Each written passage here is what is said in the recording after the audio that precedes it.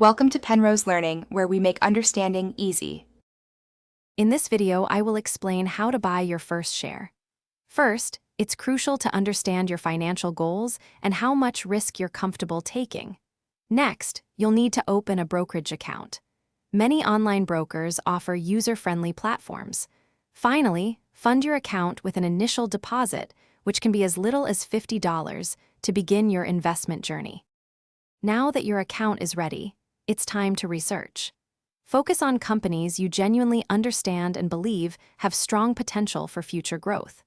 Dive into their financial health, examining key metrics like revenue and profit trends over several years.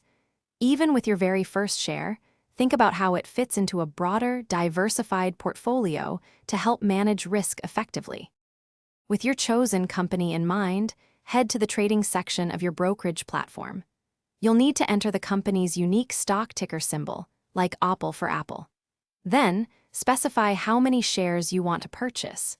You can choose a market order to buy immediately at the current price, or a limit order to set a maximum price you're willing to pay. After buying your first share, it's important to monitor its performance, but try to avoid checking it every single day.